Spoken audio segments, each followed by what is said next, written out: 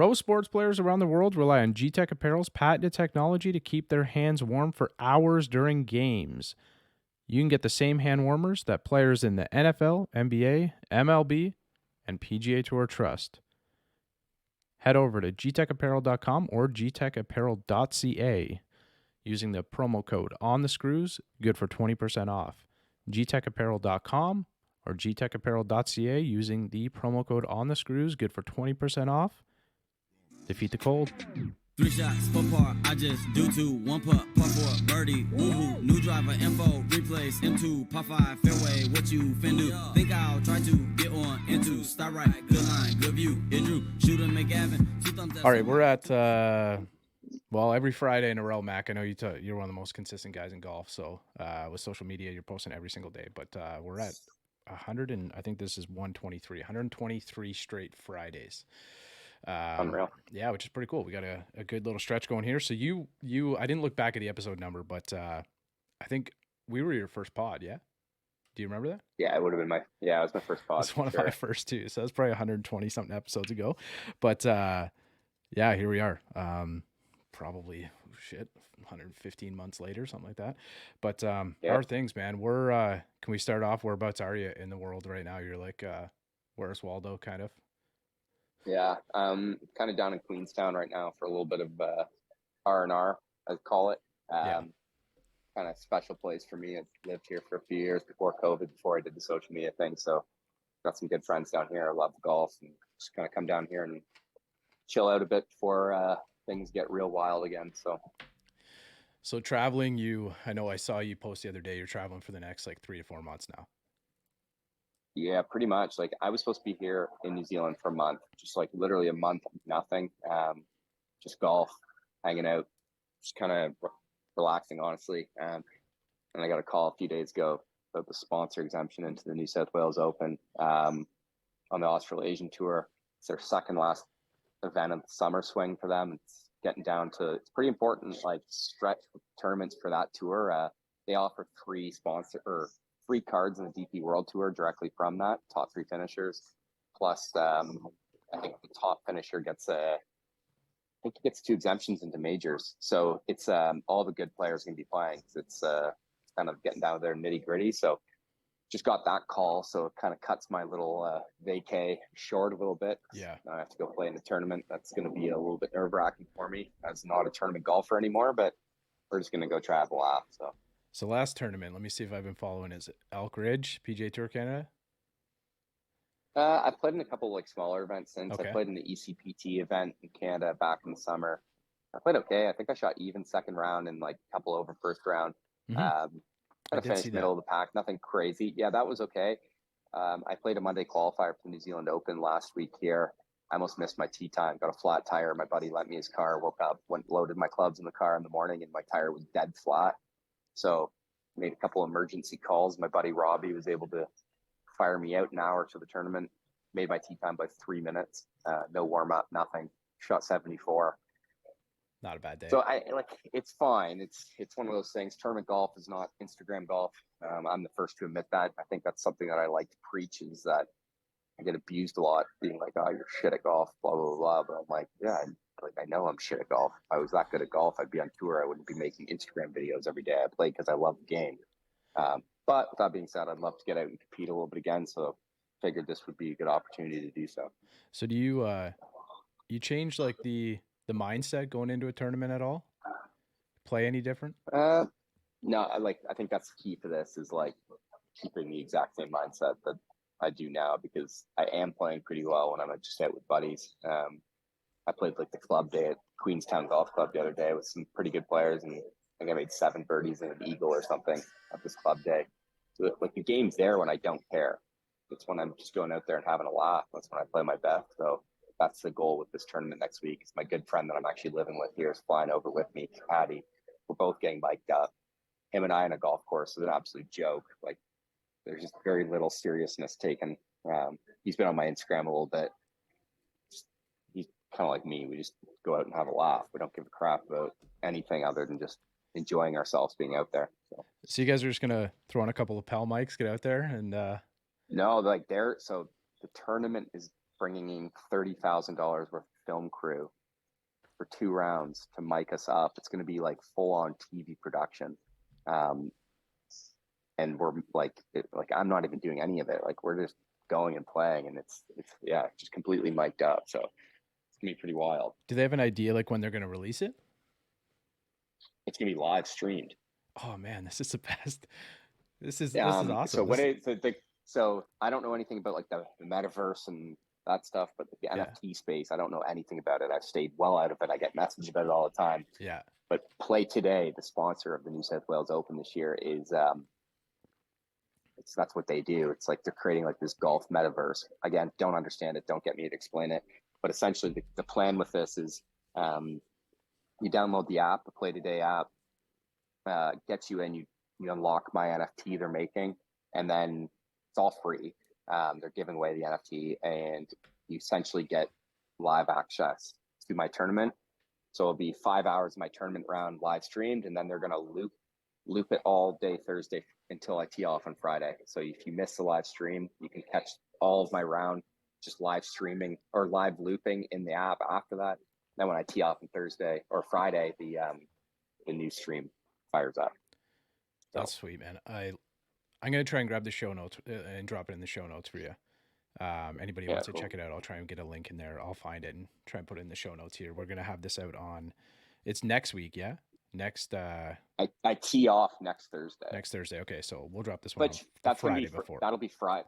That'll be Friday for you guys. So I'm a day ahead. No, that'll be Wednesday for you guys. Yeah, so we're recording on International Women's Day. So it's March 8th. So we'll drop this on March 10th. So you have a couple days to save that link or whatever it is and go check it out. That's pretty cool. Yeah. I like that. Yeah, they're sending it to me still, so we'll see. All right, so I see a TaylorMade sweater on. So since you and I have talked, you were still like slinging around Sunnybray back in the day when you and I were talking. So a lot of things have changed for Mac. So TaylorMade sweater. Can I know everybody knows, you're signed up with TaylorMade. You're a brand ambassador there.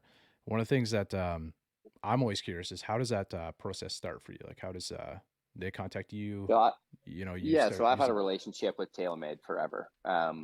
When I was playing professionally, I used to use their woods. They've kind of always helped me out.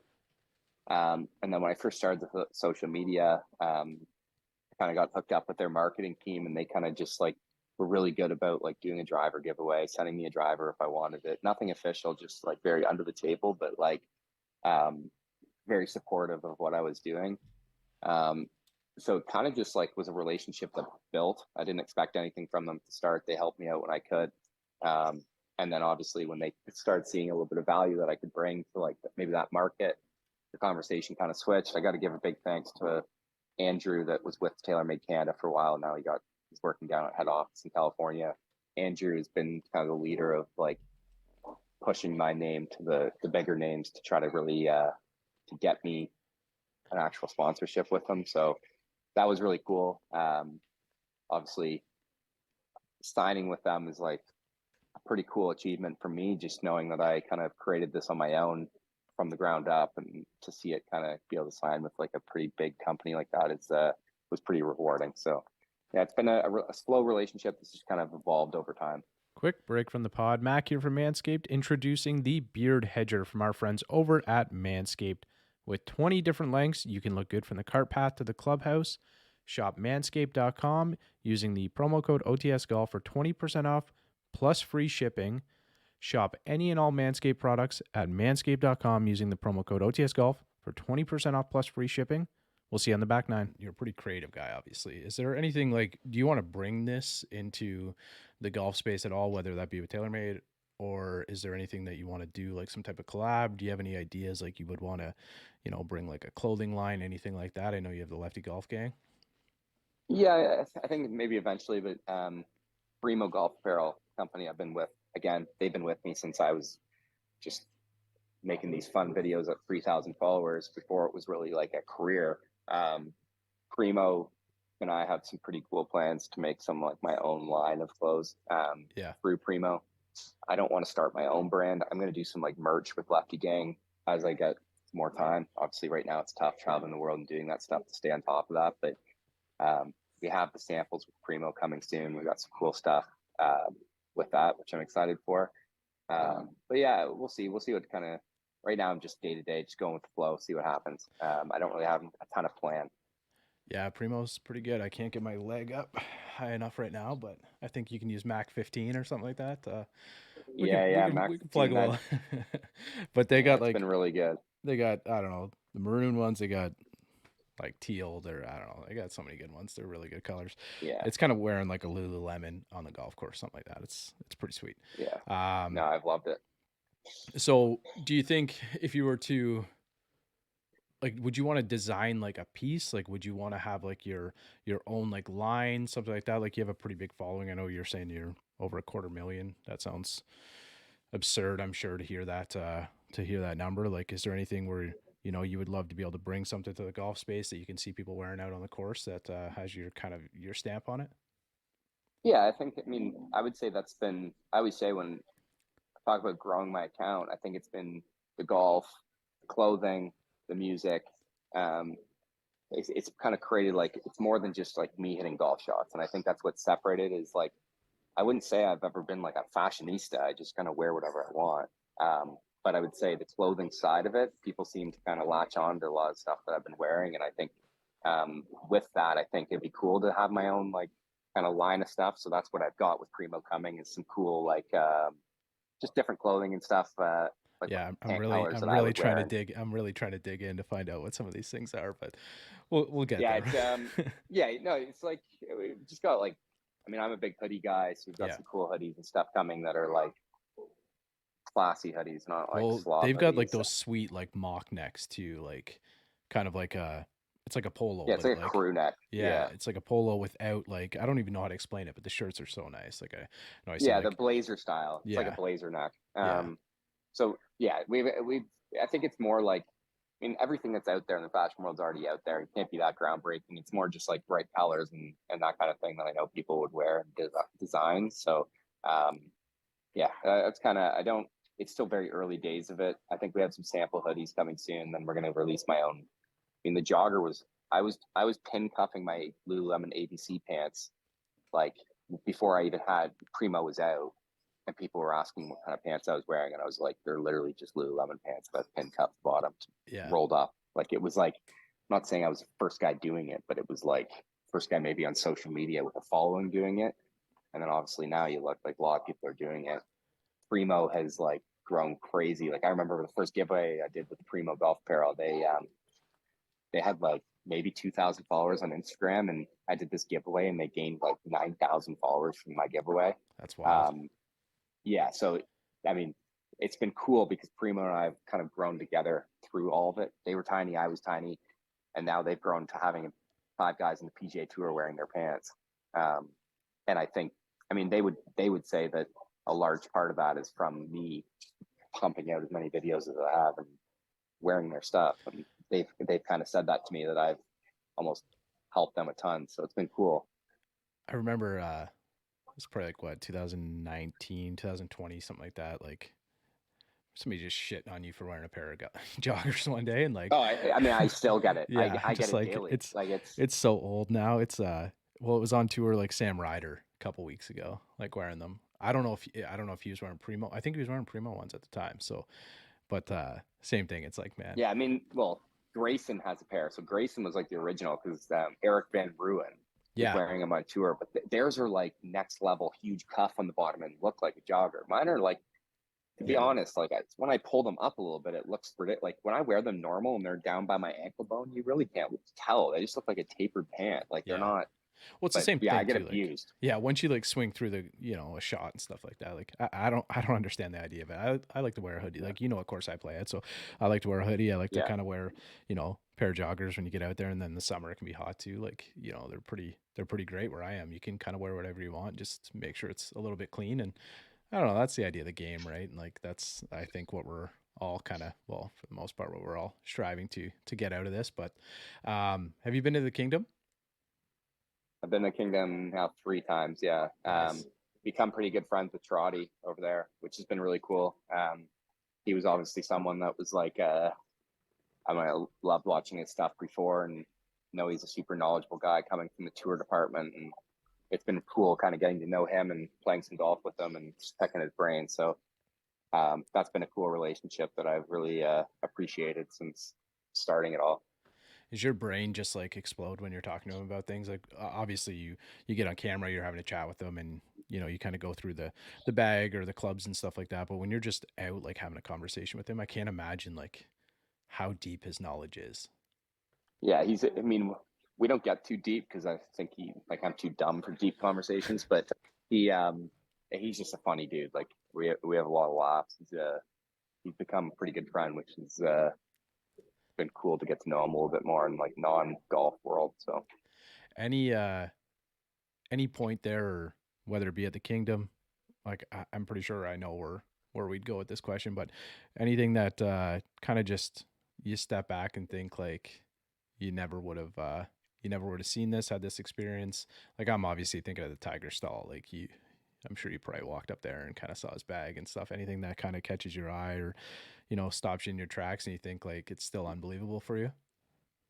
yeah, I mean, happens almost daily, not just with TaylorMade stuff. It's like um, I think like the first like aha moment for me was that March 2022 when I was on that.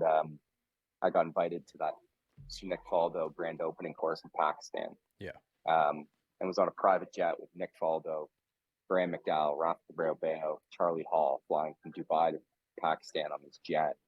Um, and that's when I think it really like hit me that like I make useless daily spam on Instagram, and here I am on this jet with like some of the world's like big names in golf, and like that was pretty like full circle moment for me.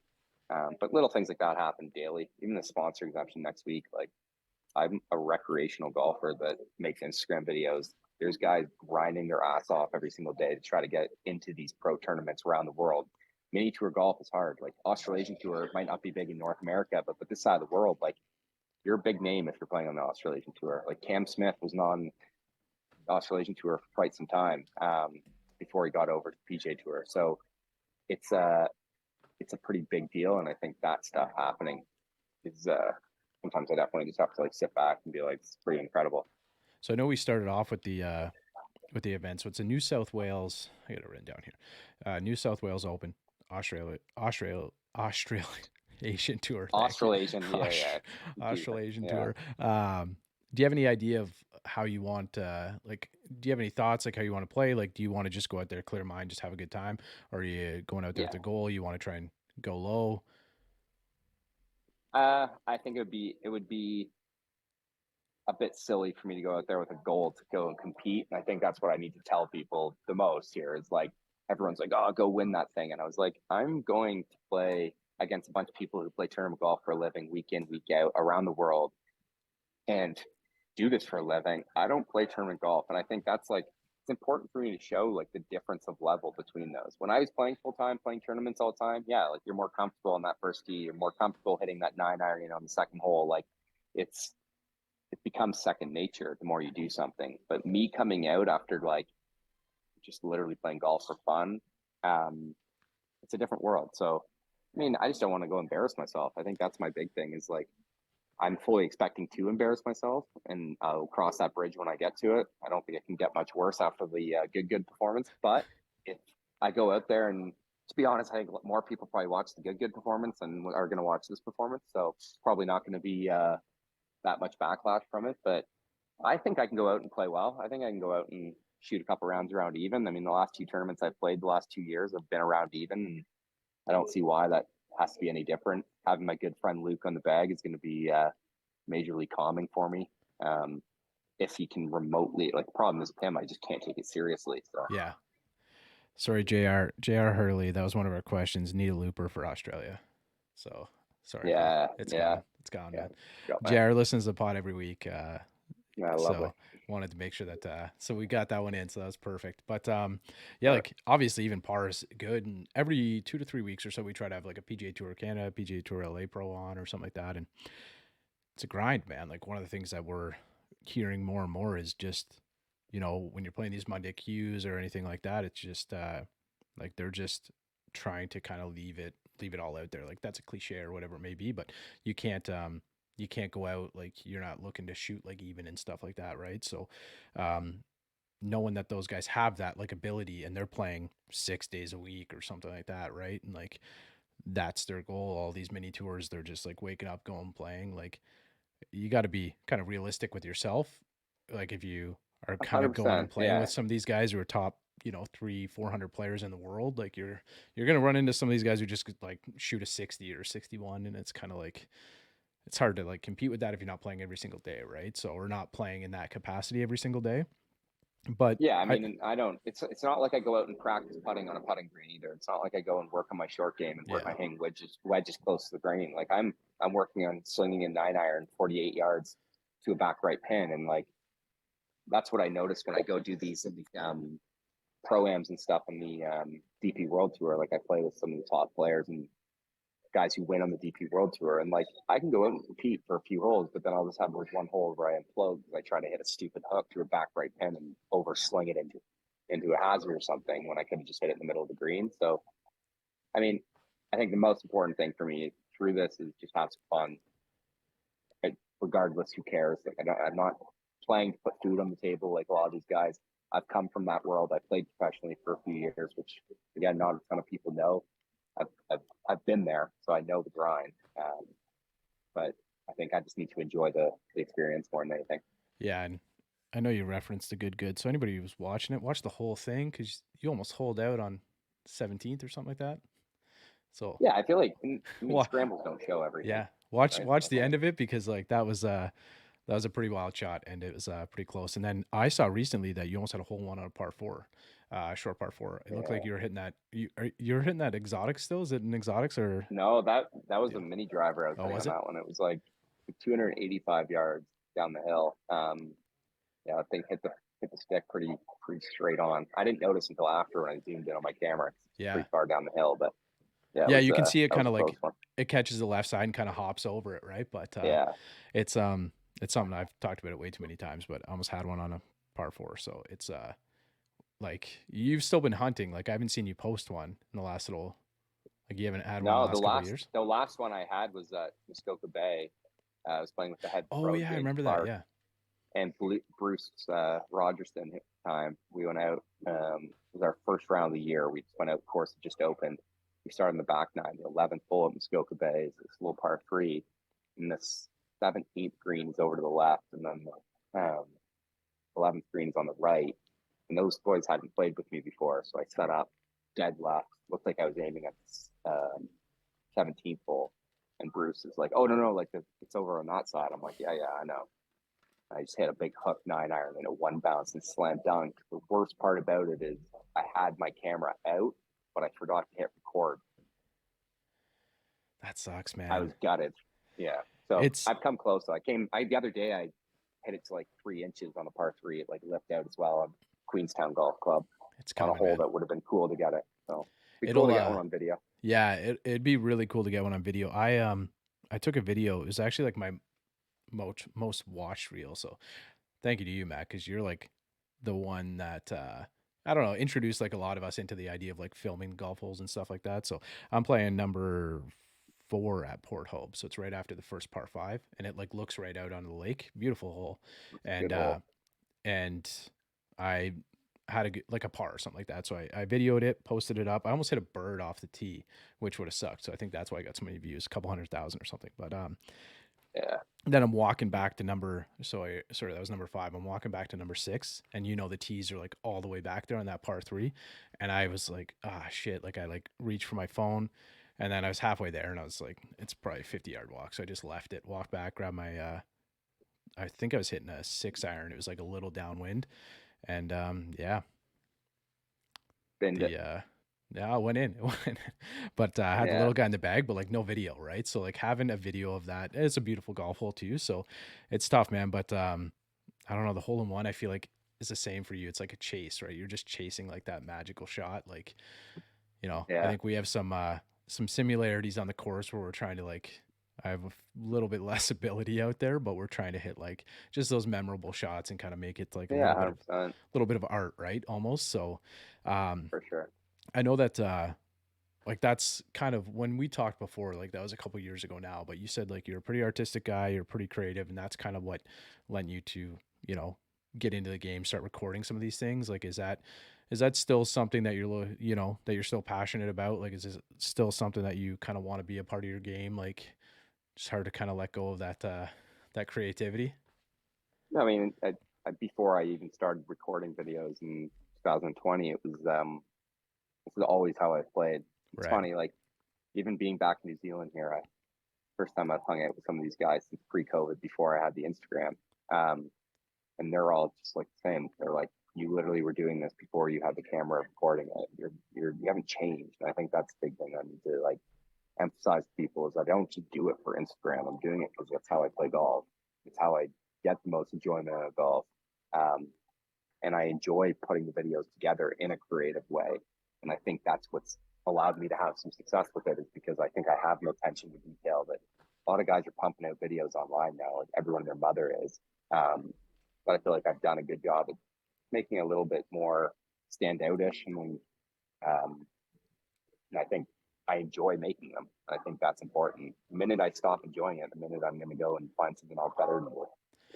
Well, I think that's how I can like kind of round up the thought when we go back to the event, the New South Wales. That's not easy to say. Geez, It is Australian a to it. tongue, yeah, So, yeah, but you know, having a lot of those guys kind of see you as a sponsors exempt player and kind of coming out having a good time, you know, still being able to play that way, still, you know, fired around even par kind of might give those guys an idea of just, you know, trying to relax on the course a little bit too and like, you know, enjoy it. Like you said, they're grinding. They're like, that's how they make the living. That's how they make a living, put food on the table for themselves. So it's also like a good opportunity for them to see that, I don't know, maybe you can kind of like mix in a little bit here and there and get a bit creative and still enjoy the game and still be able to shoot pretty low, man, and still be able to have, you know, pretty nice scores. And it's not all 100%. about I don't know. It's hard, man. It's hard. Like I've been lucky enough to carry the bag for a couple friends on PGA Tour Canada and stuff, and those guys like just talking about the travel and like obviously not kind Not of what you're easy. doing, but man, like 3, 4 of them getting in cars. Lucas the one year with Rachel in the van, like it's crazy, man. It's crazy stuff. But Yeah, it's a grind. Grind. um wanted to ask you kind of talking about the creativity. So when you walk up to a golf hole, when you walk up to a tee block, um you know, you kind of how do you approach it? Like, are you looking at it different? Like, do you ever have that conversation with others? And like, are you looking at kind of obstacles that might be on the hole where there might be some water, sand bunkers, anything like that? And you know, you kind of create your shape based on what you see. Yeah, it's gonna kind of. I like to shape things or shape it off things. Um, the more visible stuff I have, the better. So if I'm hitting like, I love shaping it off trees. I like shaping it off bunkers or whatever it is. So, um, but I think I like. Well, I love like mountain golf and golf that has like a backdrop. So there's just more things for me to look at and more things for me to feel like I can shape it off of, and then that's when like I can be super creative. Um, but yeah, I would say it just kind of it varies. I would say it's like how I feel right when I walk up, and I don't really have like a set in stone strategy. It's more just like when I get up to a hole, it's whatever comes to me first. Now, like we had talked because you were out at Bear Mountain just before when I was there earlier in the year, or just after. I think just after you had gotten out there. So a lot of your content has been filmed out there, which is like one of the most beautiful courses that you can play in Canada. It's awesome. Do you have like a favorite course, Mac? That you like? I know where you are right now is a pretty special spot for you. But do you have any favorite courses? Maybe if you could give us one Canadian one and then one throughout the world. Yeah, I mean, Bear Mountain's my favorite in Canada, 100%.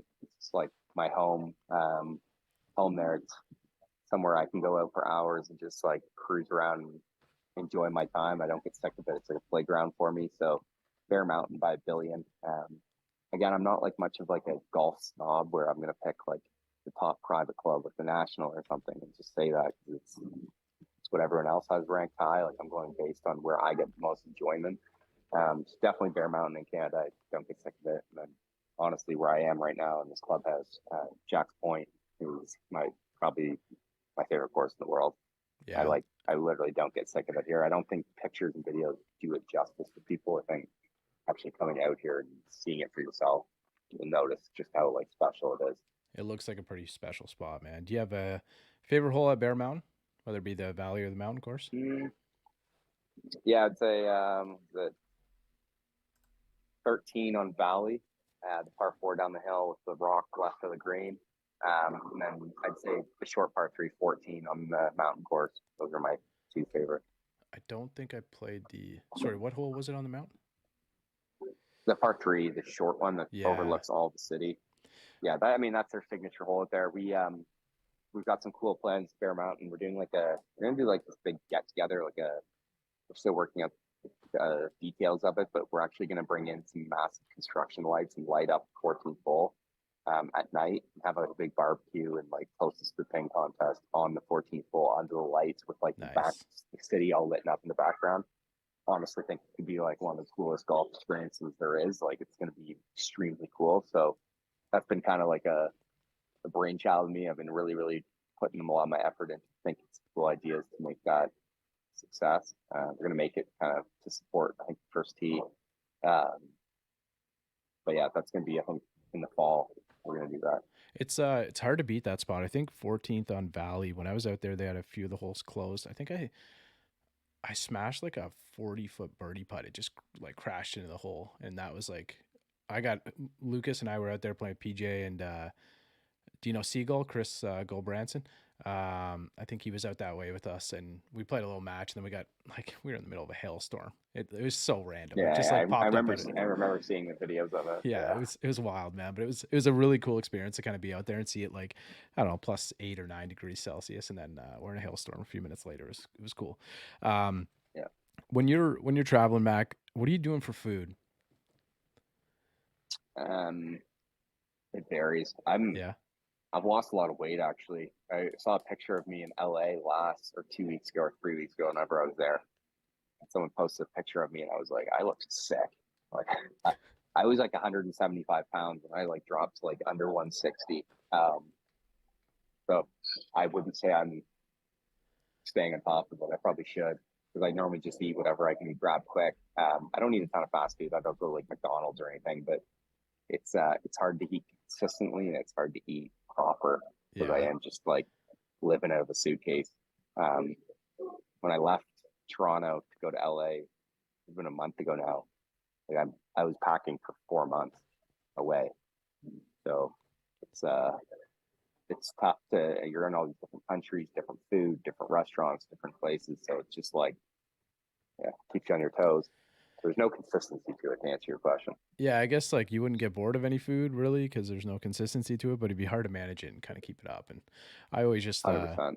like, because that's one of the things like, well, since you and I have been on, I'm probably like down 50 pounds too, but I was floating a little higher than 170 that you were talking about. But it's one of the things I've been working on, like trying to get fit and like work on staying just like a little bit more hydrated on the course, things like that, to give myself a little bit more energy. So that's kind of one of the things I'd always wonder with you. You've got obviously some pretty long days out there, and that'd be a grind, man. That'd be really, really difficult. It wouldn't be something that's easy to manage, but man, it's the sleeping patterns suck as well. Like my body literally doesn't have a clue. I'm jumping around so much. Like obviously I'm in New Zealand, and I'm flying to Australia next week, back 2 hours, and then I fly back to Queenstown for a night, checking all my, like repacking all my stuff, and I have to drive 5 hours to Christchurch, flying from Christchurch back to Sydney for a layover, Sydney to Mauritius, Sydney to Dubai, Dubai to Mauritius. It's like 40 hours of travel. I'm in Mauritius for 5 days, only 5 days for Mauritius, which is in the middle of nowhere. It's off the coast of Zimbabwe, for people who don't know. Mauritius for like 5 days, and I fly to Dubai for a couple of weeks, and I'm home, I think, start of May there, and then I'm like, I'm going to Sweden, then Japan. It's just like it's all over the map. So I need to find an editor and like get a little emoji of your face or something, just drop it like all over little pins of the world. I did that with Rosie when Lucas was on in the past. I did that with Rosie with all the different events that he got through. He was telling me like 50, 60K he had put on her in 1 year. It's and that's peanuts compared to what you're going through, man. That's a lot of travel, but we appreciate the content. We all do. Before we let you go, we got a couple here. A Trotsky, lowest score on the course, lowest score that you've shot. So the course record unofficial was in a pro-am, but I shot 62 at Wooden Sticks back in the day. I think I remember you saying that. Yeah.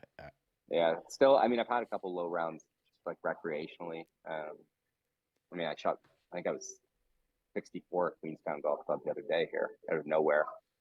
I had one of those days where I was making putts and I think I made 7 birdies and an eagle or 1 bogey or something. So If you could collab with any fashion brand out there, what would it be? honestly, I get approached by a lot of brands now, and I just stick with Primos.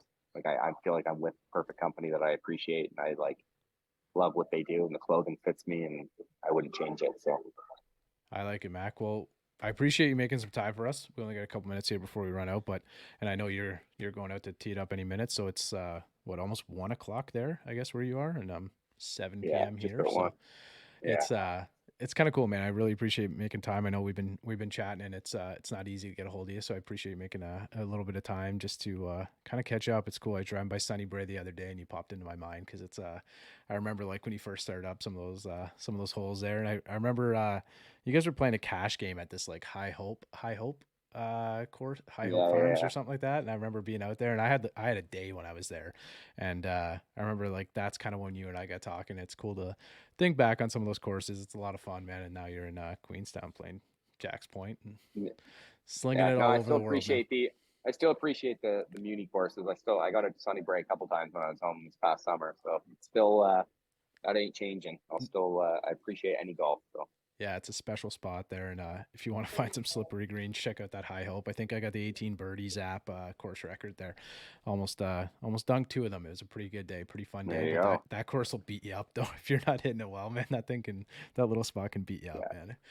But Mac, hopefully we can do this when you hit 500K or something like that, man. It's I'm sure it's just around the corner for you. And anybody who wants to check out the tournament, the New South Wales Open next week, it'll be starting on Thursday. I'm gonna put a link in the show notes below. Obviously, your Instagram handle and stuff. Anybody who's listening to the pod probably is already following you. But if you're not, the Instagram handle is just down below. Go out, check out some of the content, and appreciate you, Mac. Kind of, just having a good time out there. It's fun for us all to watch. I know there's some bad apples, but there's always going to be a few, but we appreciate, exactly. We appreciate you doing everything that you're doing for the game, traveling around, man. Safe travels. Just look out for a Tim Hortons sponsor. That's one that you need now, my friend. That's the goal. That's when I'll retire when that happens. All right, man. Appreciate it. Thank you so much. Enjoy the round, and good luck next week. Yeah, thanks, man. Appreciate it. He's out in my ball in the course where I tee up. I lose the ball and I re-up. I miss a fairway, I probably end up in the ocean or maybe the beach. And I'm on a par 5 and I'm finna go reach it. Second was blind, I ain't see it. Feel like it might be an albatross, worst case scenario.